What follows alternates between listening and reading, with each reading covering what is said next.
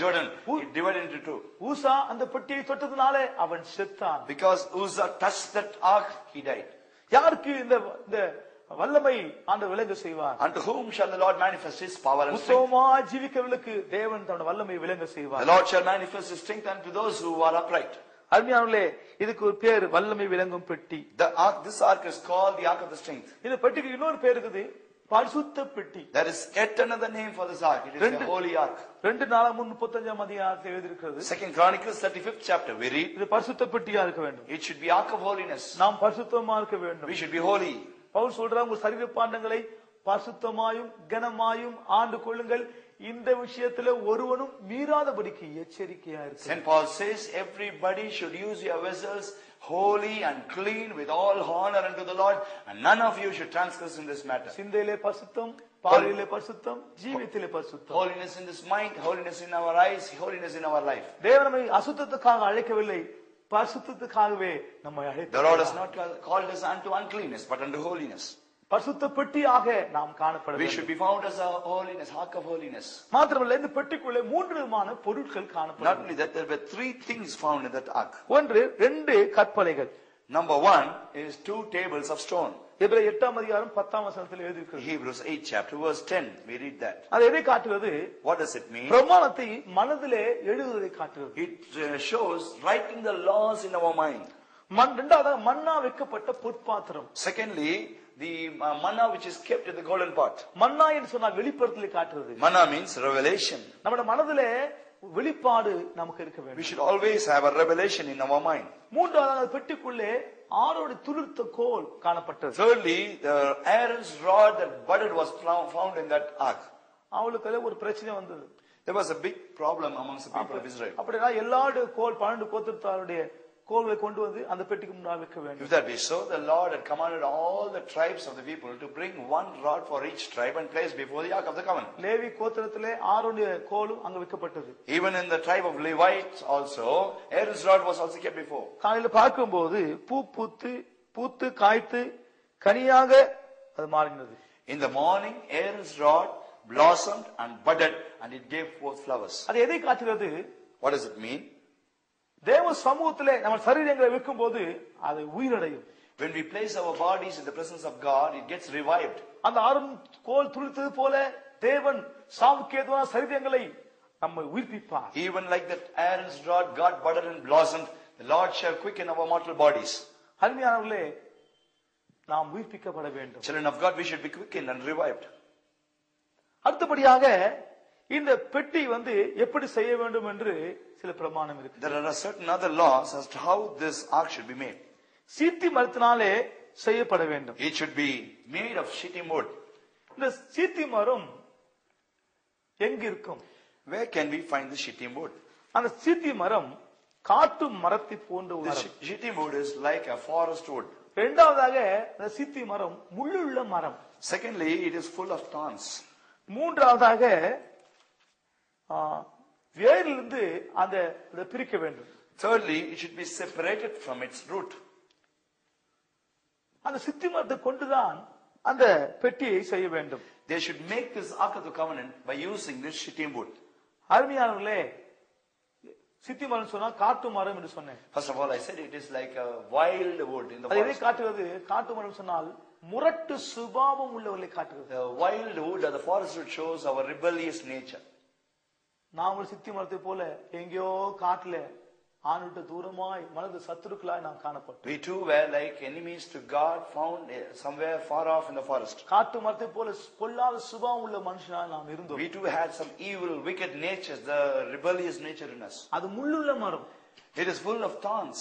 நமக்குள்ள முள்ளுன்னு சொல்லும்போது பலவிதமான பலவீனங்கள் குறைகள் நமக்குள்ளே காணப்படும். Thorns shows our weaknesses and our shortcomings. முள்ளு எப்படி குத்துற மனுஷனை நாம் காணப்படும். Even as thorns would prick others, we were pricking others.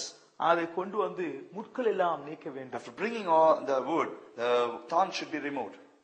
பலவீன குறைவுள்ள மனுஷன் இருந்த நம்மை தேவனுடைய பாவங்கள் பலவீனங்கள் குறைகள் எல்லாவற்றையும் நீக்கிவிட்டார். We were found with all kinds of infirmities and weaknesses. God brought us inside the church and He has removed our sins and weaknesses. எப்படியான சித்தி மரத்தை அந்த வேறு பிரிக்கிறோம், அதே போல தேவன் இந்த உலகத்திலிருந்தும் மனுஷிலிருந்தும் நம்மை வேறு பிரித்திருக்கிறார். Even as we separate the shittim wood from its root, the Lord has separated us from this world and from the sins. அதை கொண்டு வந்து தேவ சமூகத்திலே மகா பரிசுத்த ஸ்தலத்திலே அதை வைத்தார்கள். After bringing that shittim wood from the forest, they brought it there and put it in the most holy place. பொல்லாத மனுஷாயிருந்த நம்மை, We who were as the wicked people on this earth, முரட்டு சுபாவம் உள்ள மனுஷாயிருந்த நம்மை, we who were as the rebellious people on this earth, பலவீனம் குறைவுள்ள மனுஷாயிருந்த நம்மை, we who were as people with weakness and infirmities, பாவத்திலே இருந்த நம்மை, we who were filled with all kinds of sins. தேவ சமூகத்தில் நம்மை கொண்டு The Lord has வந்திருக்கிறார். separated us from those things and has brought us into the presence of God. ஆனந்த ஞானம் என்ன? What is how you find the manifold wisdom of God? இரண்டாவதாக கிருபாசனத்தின் மேல் கேருபீன்கள் இணைக்கப்பட வேண்டும். Secondly, we should see the cherubims are found on the mercy seat. யாத்திராம் 25ஆம் அதிகாரத்திலே சொல்லப்பட்டிருக்கிறது. Exodus 25th chapter, we read that. அது ஏகபாடாய் வேலையாய் செய்யப்பட வேண்டும். It should be done together as in the same one work. ஏகபாடாய் சொல்லும்போது நெட் போட்டு கொண்டு அது போடக்கூடாது, நெட்டு போட்டு போடக்கூடாது. You should not unite them with nuts and bolts. ஏகபாடாய்னா அந்த அந்த கிருபாசனத்தோடு இசைந்து கேருபீன் காணப்படும். The cherubims should be made of gold, beaten work shall thou make them in the two ends of the mercy seat. Net போட்டுலாம் அது போடக்கூடாது. You should not fix the ரெண்டும் cherubims. அப்படியே இணைஞ்சு காணப்பட வேண்டும். Both the cherubims should be fixed together as one. அதை எதை காட்டுகிறது? What does it mean? இயேசுவையும் ஊழியக்காரரையும் பிரிக்கவே முடியாது. You cannot separate the servant of God from Jesus Christ. கிறிஸ்துவின் அன்பை விட்டு பிரிப்பவன் யார்? Who can separate me from the love of Christ? உபத்திரமோ வியாகுலமோ நாசமோசமோ ஒன்றும் எங்களை பிரிக்க முடியாது. Tribulation, peril, nakedness, hunger, starvation, nothing can separate me. அடுத்தபடியாக அந்த கேருபீனை எப்படி செய்ய வேண்டும் என்று சொல்லப்பட்டிருக்கிறது. And next we find as to how this cherubim should be made. தகடாய் அடித்து தான் அந்த கேருபீன் செய்யணும். It should be made out of the beaten work of gold. அதை எதை காட்டுகிறது? What does it mean? நான் சொன்ன கேருபீன் சொன்னா ஊழியக்காரருக்கு நேரமா இருக்கு. Cherubim shows the servant of God. அது தகடாய் அடித்து தான் செய்யணும். And should be made of the beaten work. அதை தகடாய் அடித்துன்னு சொல்லும்போது பலவிதமான அடிச்சு தான் எல்லாவற்றையும் செய்யணும். If it should be made of the beaten work, it should be beaten many times until it is made. ஒரு கண்ணு செய்யறதுக்கு பல அடி அடிச்சிருப்பாங்க. To make an eye, it should be beaten many times. அந்த கேருபீன்களுக்கு ஒரு மூக்கு செய்யறதுக்கு அநேக அடி அடிச்சிருப்பாங்க. To prepare a nose for the cherubims, they should have beaten him many times. அதுக்கு காதுகள் செய்யறதுக்கு எத்தனை அடி அடிச்சிருப்பாங்க. So many beatings it would have taken to make an ear. எதை காட்டுறது? What does it mean? ஊழியக்காரர்களுக்கு பலவிதமான அடிகள், பலவிதமான பிரச்சனைகள், கஷ்டங்கள் இருக்கிறது. The servants of God have got many kinds of buffetings, beatings and many kinds of problems. இயேசுக்கு எப்படி ஆவியிலே பாடு வந்தது, சரீரத்துல பாடு வந்தது, ஆத்மாவிலே பாடு வந்தது. Even as Jesus also suffered in agony, in his spirit, in his body, in his soul. அதே போல ஊழியக்காரருக்கு கூட இந்த மூன்று விதமான பாடுகள் இருக்கும். In the same way, the servant of God also will have to go through three kinds of sufferings. ஆவியிலே கஷ்டம், Problems, sufferings in the mind, ஆத்மாவிலே கஷ்டம், sufferings in the soul, பலவிதமான நிந்தை, many kinds of reproaches, அவமானம், shame. இல்லாத கதையெல்லாம் கட்டுவாங்க. They will fabricate stories which are not. இது ஆத்மாவிலே பாடு. Problem and the difficulties in the soul. சரீரத்திலும் பாடு இருக்கும். Difficulties, sufferings in the body. கொசு, Mosquitoes, சாப்பாடு சரியா சாப்பாடு இருக்காது. no proper food. நாங்கள் வட இந்தியாலாம் உயிர்த்து போகும்போது, When we used to go to the North India for Andhra ministry, missionary போகும்போது, when we go for the as missionary work எத்தனையோ for மூல முடுக்குல எல்லாம் போய் ராத்தங்குவோம். in Andhra also we used to stay in many places. கொசு தொல்லை தாங்க முடியாது. Cannot bear the bites of the mosquitoes. இரவெல்லாம் விழுத்திருப்போம். Throughout night we shall watch. சிலருக்கு சரியான சாப்பாடு கிடைக்காது. Cannot see certain good food in some எத்தனை நாள் places. சாப்பிடாமல் பசியா பட்னியா Many காணப்பட்டோம். days on end we had starved without food.